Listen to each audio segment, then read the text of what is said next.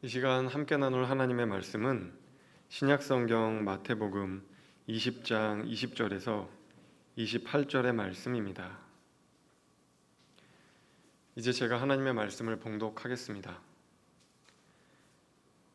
그때 세베대 아들의 어머니가 그 아들들을 데리고 예수께 와서 절하며 무엇을 구하니 예수께서 이르시되 무엇을 원하느냐 이르되 나의 이 두 아들을 주의 나라에서 하나는 주의 우편에 하나는 주의 좌편에 앉게 명하소서. 예수께서 대답하여 이르시되 너희는 너희가 구하는 것을 알지 못하는도다. 내가 마시려는 잔을 너희가 마실 수 있느냐? 그들이 말하되 할 수 있나이다. 이르시되 너희가 과연 내 잔을 마시려니와 내 좌우편에 앉는 것은 내가 주는 것이 아니라 내 아버지께서 누구를 위하여 예비하셨든지 그들이 얻을 것이니라. 열 제자가 듣고 그 두 형제에 대하여 분이 여기거늘 예수께서 제자들을 불러다가 이르시되 이방인의 집권자들이 그들을 임의로 주관하고 그 고관들이 그들에게 권세를 부리는 줄을 너희가 알거니와 너희 중에는 그렇지 않아야 하나니 너희 중에 누구든지 크고자 하는 자는 너희를 섬기는 자가 되고 너희 중에 누구든지 으뜸이 되고자 하는 자는 너희의 종이 되어야 하리라. 인자가 온 것은 섬김을 받으려 함이 아니라 도리어 섬기려 하고 자기 목숨을 많은 사람의 대속물로 주려 함이니라. 아멘.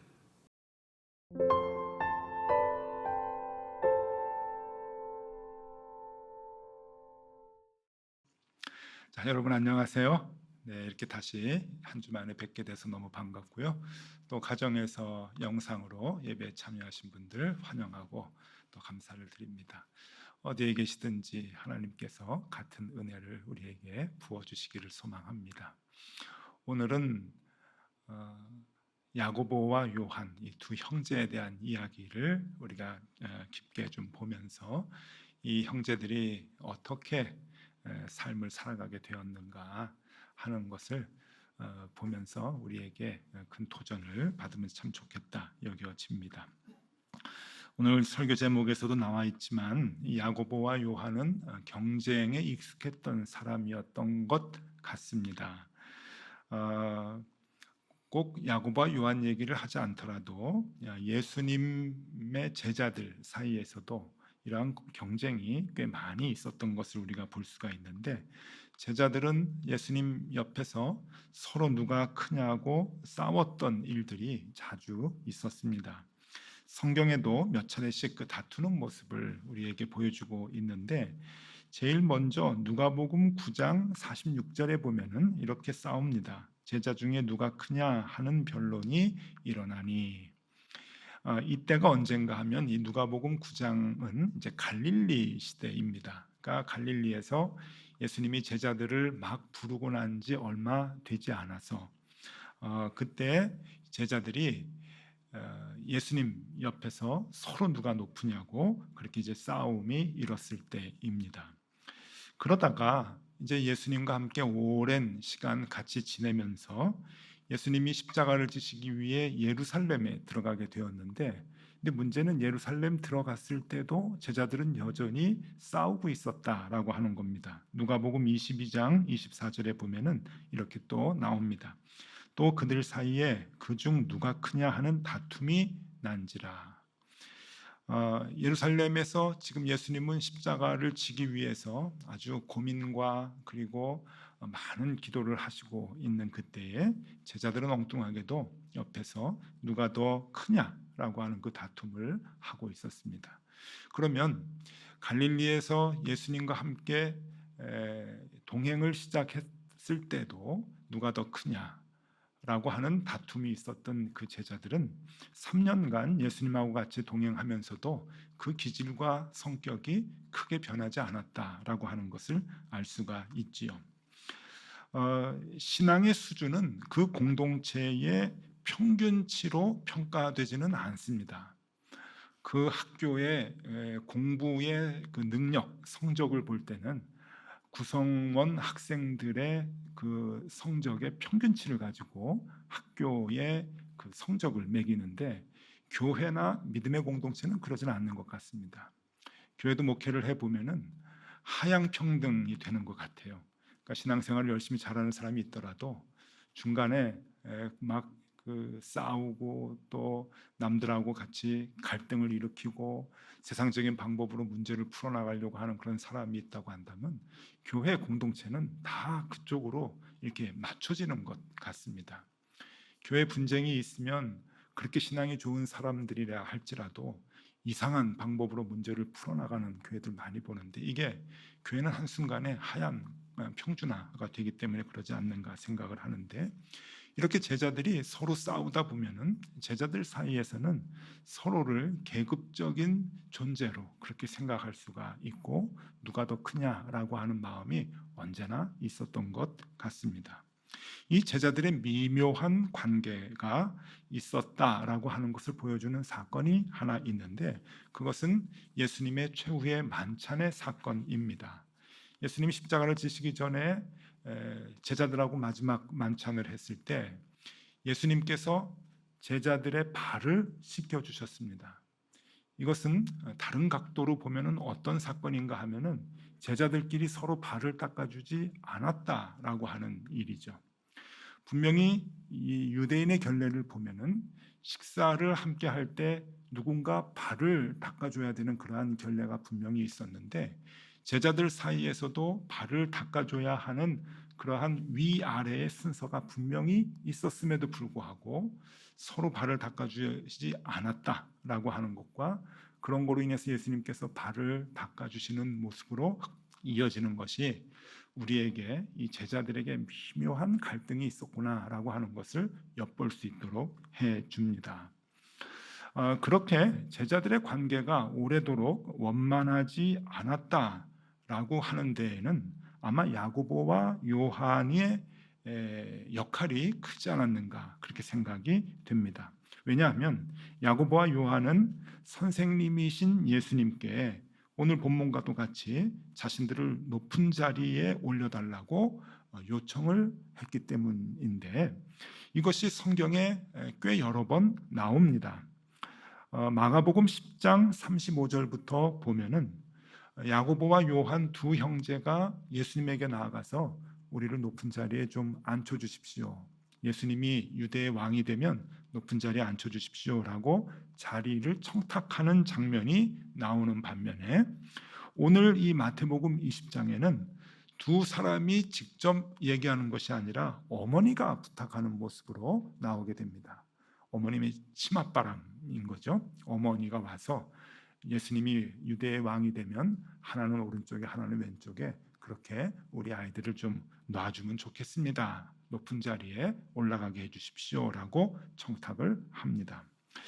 이러한 그 기록들을 보면은 이것으로 이제 미루어 보아서 높은 자리를 달라고 했던 요청이 한두 번은 아니었겠다라고 하는 생각을 해봅니다. 자신들뿐만이 아니라 어머니까지 나서서 높은 자리를 달라고 했고 그리고 그 요청도 비밀리에 예수님과 함께 있을 때 얘기한 것이 아니라 다른 제자들이 다 있는 곳에서 얘기를 했다고 하는 것은 다른 제자들에게 굉장히 분노를 일으킬 만한 그러한 일이었고 12명의 제자의 관계들을 다 깨뜨리는 일이 분명했기 때문에 그렇습니다. 그도 그럴 것이 성경이 그 모습을 증언해주고 있는데 마태복음 20장 24절과 마가복음 10장 41절에 보면은 그러니까 마태와 마가가 다 똑같이 기록을 해주고 있는 거예요. 보시면 마태복음 20장입니다.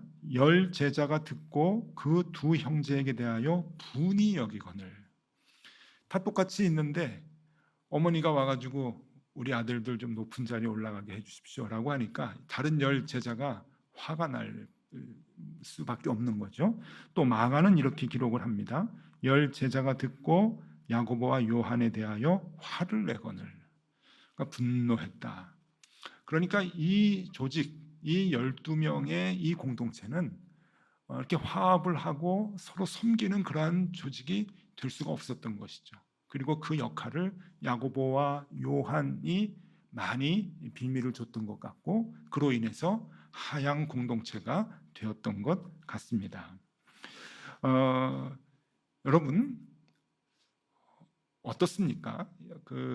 한두 명이 이렇게 예수님한테 우리 높은 자리 주십시오. 그것도 비밀리에 얘기한 것이 아니라 예수님하고 제자들하고 다 같이 있는 상황에서 그렇게 얘기하면은 다른 제자들이 야고보와 요한에 대한 생각이 어땠을까요? 예, 이건 분명히 안 입고 온 마음이 분명히 듭니다. 집까짓게 뭐라고 저렇게 청탁을 하지? 라고 하는 생각을 분명히 하고 성경 그대로 분노하고 화를 내는 것은 당연한 이치입니다. 그래서 제자들은 아무래도 야고보와 요한을 많이 싫어했던 것 같습니다. 얼마나 싫어했는가 하는 것이 성경에 간접적으로 이렇게 나오는데 부활하신 예수님이 베드로를 만나죠. 그래서 베드로를 만나서 갈릴리 호숫가에서 조반을 잡수시고 난 뒤에 베드로에게 이렇게 3번을 질문하는 것 우리가 잘 압니다. 네가 나를 사랑하느냐? 네가 나를 사랑하느냐? 네가 나를 사랑하느냐? 그래서 베드로가 화를 내면서까지 내가 주님을 사랑합니다 라고 3번 고백을 하죠. 그 고백을 듣고 난 뒤에 예수님께서는 베드로가 앞으로 어떻게 순교를 할 것인가 라고 하는 것을 예언을 해 주십니다. 네가 순탄치 못한 길을 갈 것이다. 젊었을 때는 손발이 가고 싶은 대로 다 했지만은 이제는 네가 마음대로 못한다 라고 하면서 그 아주 중요한 순교에 대한 이야기를 베드로에게 하셨을 때 여러분 그 얘기를 듣고 보통 사람 같으면 내가 어떻게 그 일을 할 수 있겠습니까? 그 일은 도대체 무엇입니까? 그렇게 물어봐야 될 텐데 베드로는 그 당시에 예수님께 뭘 물어봤냐면은 나는 그렇다 치고 그럼 저 요한은 어떻게 됩니까? 라고 요한에 대한 이야기를 얘기합니다. 그것이 요한복음 21장 20절 21절에 나오는데 이렇습니다. 베드로가 돌이켜 예수께서 사랑하시는 그 제자가 따르는 것을 보니 그는 만찬석에서 예수의 품에 의지하여 주님을 파는 자가 누구오니까 묻던 자더라. 이게 이제 요한을 얘기하는 것이죠. 요한이 요한복음을 기록하면서 자기 이름을 쓰지 못하고 이렇게 이제 기록을 했어요. 21절에 보니까 이에 베드로가 그를 보고 예수께 여짜오되 주님 이 사람은 어떻게 되겠사옵나이까. 요거에 뉘앙스를 살려서 오늘 우리의 말로 바꿔보면은 이런 겁니다. 그건 그렇고요. 저는 이렇게 어려운 길을 간다고 생각하는데 그럼 그렇다고 치고 저 녀석은 어떻게 됩니까? 라고 요한에 대한 마음을 표출을 하는 겁니다. 그만큼 요한이 싫었던 것 같습니다. 눈에 가시였던 것 같아요. 저 녀석은 어떻게 됩니까? 저는 어려운 순교의 길을 간다고 하면은 저 녀석은 편한 길을 가겠습니까? 어떻게 되겠습니까? 라고 물어보는 것이죠.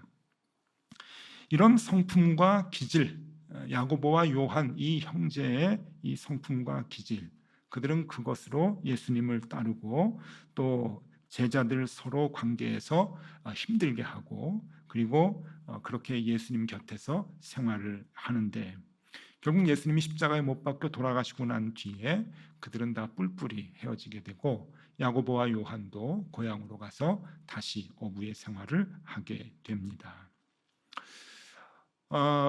그런데 이제 그 야고보와 요한의 삶이 변하게 되죠. 그 변하는 그 구체적인 계기는 2가지입니다. 부활하신 주님을 만나게 되고 또 마가의 다락방에서 성령님을 맞이하면서 모든 제자들의 삶이 변하게 되는데 그 가운데 야고보와 요한의 삶도 변하게 됩니다. 그렇게 변화가 되고 난 뒤에 야고보와 요한의 삶을 보면은 사뭇 놀랄만 합니다. 먼저 형인 이 야고보의 모습을 보면은 사도행전 12장 1절에서 2절에 보면은 순교를 일찍 하게 됩니다. 교회를 지키다가 순교를 하게 되는데 사도행전 12장 1절 2절에 이렇게 나오죠. 그때 헤롯 왕이 손을 들어 교회 중에서 몇 사람을 해하려 하여 요한의 형제 야고보를 칼로 죽이니. 교회 핍박이 이제 있기 시작을 할 때 예루살렘 교회입니다. 헤롯 왕이 볼 때 이거 가만히 놔두면 안 되겠다 싶어서 본보기로 교회 지도자 한두를 잡아다가 죽이게 되는데 처형을 하는데 그때 요한의 형인 야고보가 순교를 하게 된다고 하는 겁니다. 그러니까 교회 초창기 매우 초기에 야고보는 이렇게 순교를 당하게 되죠. 근데 여러분, 우리가 허무하다고 이렇게 생각하지 않아야 될 것은 이 야고보의 비교적 이른 순교는 교회사적으로 굉장히 의미가 있습니다. 왜냐하면은 이 야고보의 순교로 인해서 복음이 이방으로 전도가 되는 계기가 되기 때문에 그렇습니다. 왜냐하면은 교회의 핍박이거든요. 예루살렘에 나오는 그 예루살렘 교회에 오는 정치적 사회적인 핍박, 그리고 유대교의 그러한 그 대적, 이런 일들이 이제 많이 있으면서 교회가 견디지 못하고 그 복음을 가지고 자연스럽게 이방으로 전하게 되는 그러한 계기가 되었던 것이죠. 그러니까 야고보의 순교는 그런 의미에서 굉장히 중요한 의미의 순교가 되고 매우 교회사적으로 복음을 위해서 귀중한 순교가 되었다라고 하는 겁니다. 자, 이렇게 교회사적으로 훌륭한 사역을 감당했던 형 야고보, 동생 요한은 어땠는가? 동생 요한은 오래 살았습니다. 굉장히 오래 살았죠. 성경에 보면은 구체적인 나이는 나오지 않지만 대체적으로 신학자들이 계산해 보면은 90을 훌쩍 넘기는 나이까지 살아서 교회에 대한 증언을 요한복음과 요한계시록을 통해서 해주고 있습니다.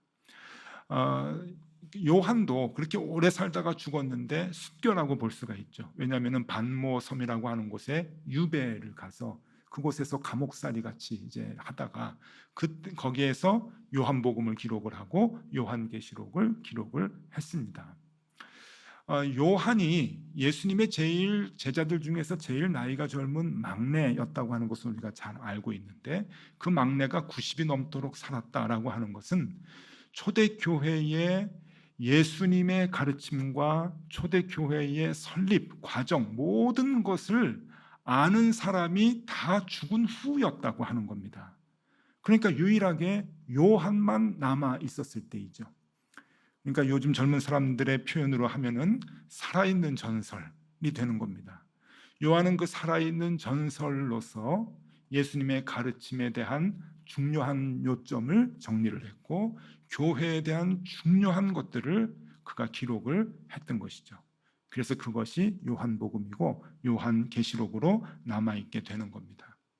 그러니까 교회 역사적으로 봤을 때 이 요한의 역할은 엄청나게 소중하고 중요했다고 볼 수가 있는 것인데, 이렇게 보면은 형인 야고보의 순교, 동생 요한의 성경의 기록들, 오래 살면서 그것을 증언했던 성경의 그 기록들을 보면은 야고보와 요한은 교회 역사적으로 볼 때 굉장히 중요한 역할을 했던 형제였다라고 하는 겁니다. 자, 예수님 제자로 쫓아다닐 때 그렇게 공동체의 균열을 내게 했고, 많은 제자들에게 미움을 받을 만큼 경쟁에 익숙했던 야고보와 요한, 공동체를 깨면 깼지 화목하게 만들지 못했던 두 사람이었는데, 그들이 결국은 부활하신 예수님을 만나고 성령님을 맞이하고 난 다음에 그들의 삶은 순교의 삶으로 바뀌게 됩니다. 우리는 이렇게 생각할 수 있죠. 예수님을 만나고 성령을 받으면 순교의 삶으로 우리가 살아가게 된다. 그런데 여러분, 이걸 이제 단순하게 얘기할 수 없는 이유가 이 경쟁의 삶과 그리고 순교의 삶 사이에 무엇인가가 하나 있었다라고 하는 겁니다. 단순히 예수님을 만났다라고 하는 것이 아니라 성경에서 구체적으로 얘기하는 무엇인가를 만난 것이 있는데, 그것이 바로 예수님께서 얘기하시는 말씀입니다. 오늘 본문에 보면은 마태복음 20장 22절에 주님이 이렇게 말씀하시죠. 예수께서 대답하여 이르시되 너희는 너희가 구하는 것을 알지 못하는도다. 내가 마시려는 잔을 너희가 마실 수 있느냐? 그들이 말하되 할 수 있나이다. 높은 자리 주세요. 주님 왕 되시면 하나 우편에 하나 좌편에. 우편 좌편이 뭡니까? 우리말로 하면 우의정 좌의정이죠. 그 자리 주십시오 라고 얘기했을 때, 너희가 구하는 것을 너희가 알지 못하는구나. 내가 마시려는 잔을 너희가 마실 수 있느냐? 제자들이 야고보와 요한이 네, 마실 수 있습니다. 그냥 얼떨결에 대답을 했습니다. 뭔지도 모르고. 근데 이게 뭘까요? 잔. 주님이 마시려고 하시는 그 잔이 뭘까?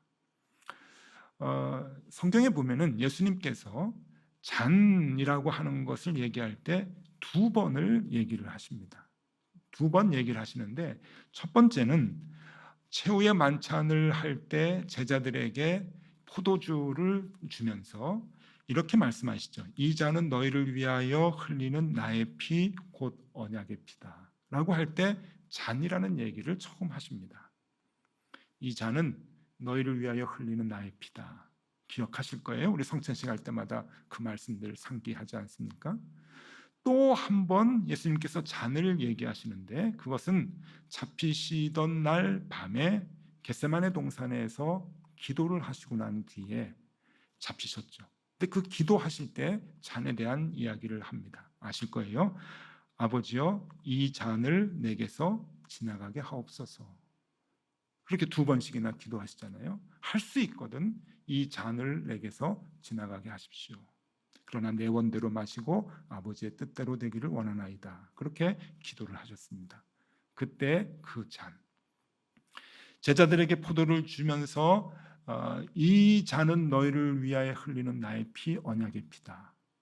하나님 아버지께 기도하면서 이 잔이 지나가게 해 주십시오. 그 잔이 무엇일까?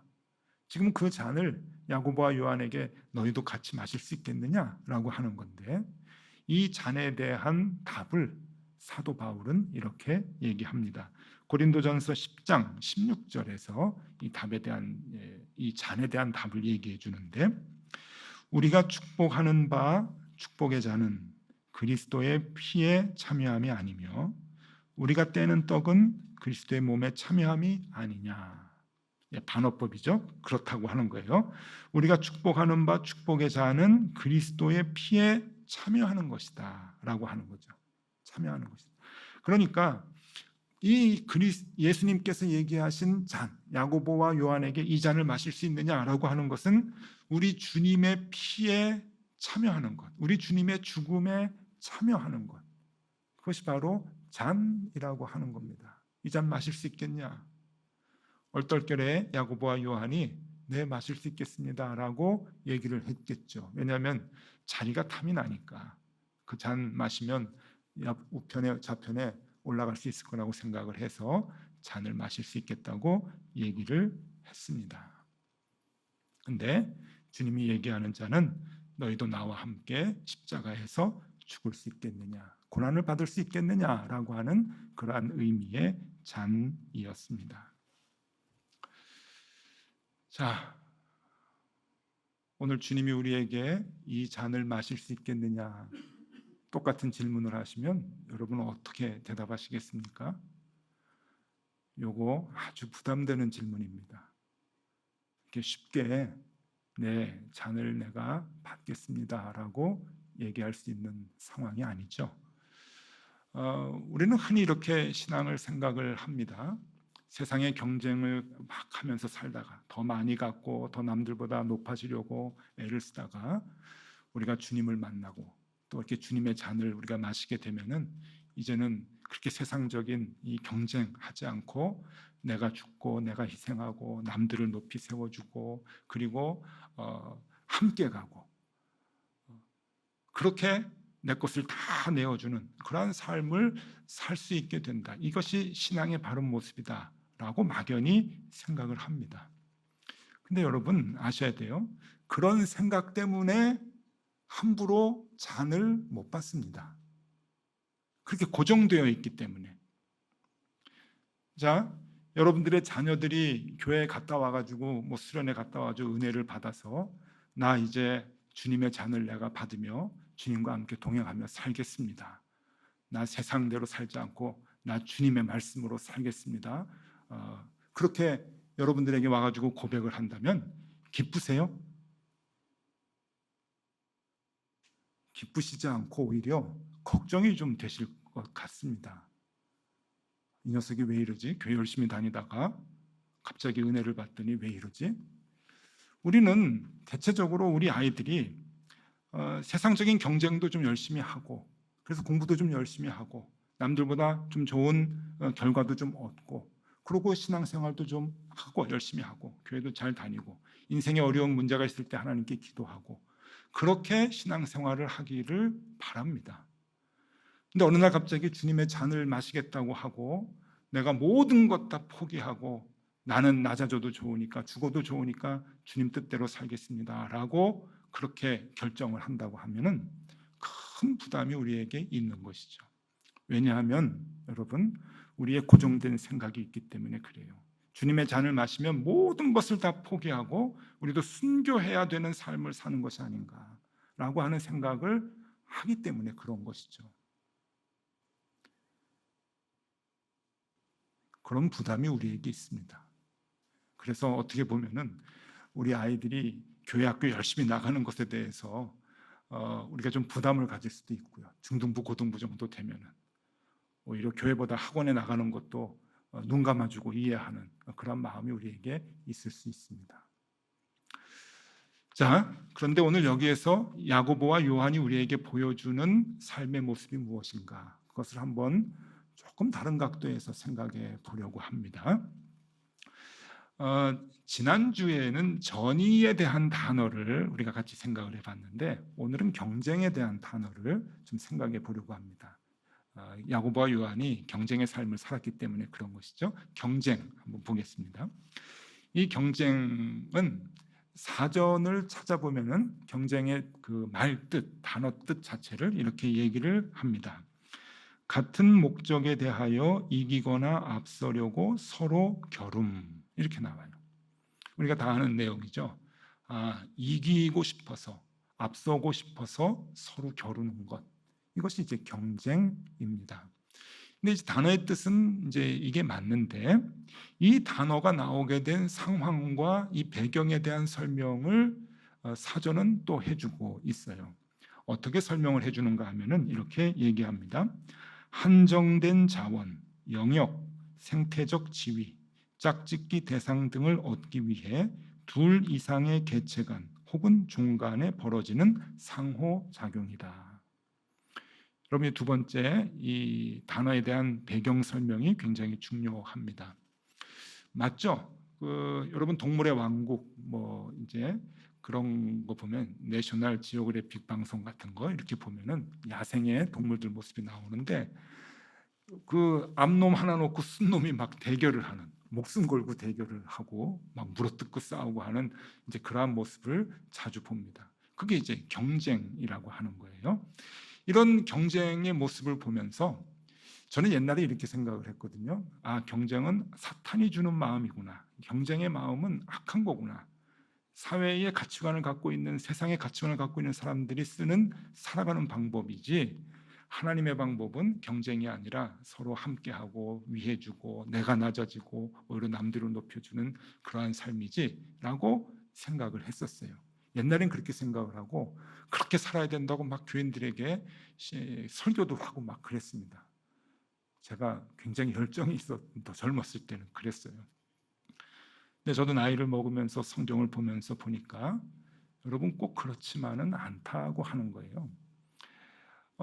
동물들의 짝짓기 하면서 동물들이 막 이렇게 경쟁하는 모습을 꽤 많이 보거든요. 많은 종들이 이제 그러는데 그것도 사탄이 준 악한 마음이 들어가서 그런 걸까 하는 생각을 해보면 꼭 그렇지는 않은 것 같아요. 그러니까 저들은 선과 악이 뭔지도 모르는데 그냥 하나님의 창조의 손길 그대로 살아가는 것뿐인데 하나님이 이렇게 경쟁하는 것도 만드신 거구나 하는 생각을 하게 되는 거예요. 자연계획이 살아가는 게 자연스럽게 살아가는 것이 모습인데 우리의 내추럴한 모습인데 이 모습도 창조 질서를 그대로 따라가는 모습이겠다 하는 생각을 하게 됩니다. 그런 거 보니까 여러분 이 경쟁이라고 하는 것은 처음부터 있었던 기질이요 특성인 것 같아요. 그래서 요즘 세계적으로 열광하는 오징어 게임 사람들이 왜 열광을 합니까? 그 열광을 하면서 왜냐하면 동화되기 때문에 그런 거잖아요. 남의 얘기가 아니라 내 얘기이기 때문에 전 세계 사람들이 다 동질감을 느낀다고 하는 거 아니에요. 왜냐하면 우리는 처음부터 태어날 때부터 이게 악한 걸 배워서 사탄이 우리에게 쑥 들어와가지고 경쟁을 하는 게 아니라 우리의 기질 자체가 경쟁을 하고 그리고 남들과 겨루어서 이기고자 하는 그러한 기질, 특징이 우리에게 있기 때문에 그런 것이죠. 그런데 여러분, 이 경쟁이라고 하는 말에 두 가지의 다른 결이 있습니다. 이 경쟁에도 종류가 좀 있는 거예요. 이 암놈을 하나 두고 순놈끼리 막 싸워가지고 하나를 차지하려고 하는 그 경쟁, 이런 것들을 뭐라고 얘기하는가 하면은 종내 경쟁이라고 합니다. 종내 경쟁. 그런데 이런 경쟁이 아니라 무슨 그 영역 싸움을 한다든지, 사자도 있고 표범도 있고 치타도 있고 하이에나도 있고 그러는데 같은 종이 아니고 다른 종이지만 서로 영역을 구분하고 그 영역을 차지하려고 하는 것은 무슨 경쟁이라고 하냐면은 종간 경쟁이라고 합니다. 그러니까 이걸 이제 구분을 해요. 종내 경쟁보다 종간 경쟁은 그 경쟁의 대상이나 경쟁의 범위가 훨씬 더 넓어지고 많아지는 것이죠. 여러분, 이 차이를 좀 우리가 눈여겨볼 필요가 있습니다. 종내 경쟁과 종간 경쟁. 무슨 얘기를 하려고 하는가 하면요, 야고보와 요한이 제자들 중에서 서로 누가 높으냐라고 높은 자리에 올라가고 싶어 했던 그 마음을 우리는 종내 경쟁이라고 이름 붙일 수가 있겠다라고 하는 거예요.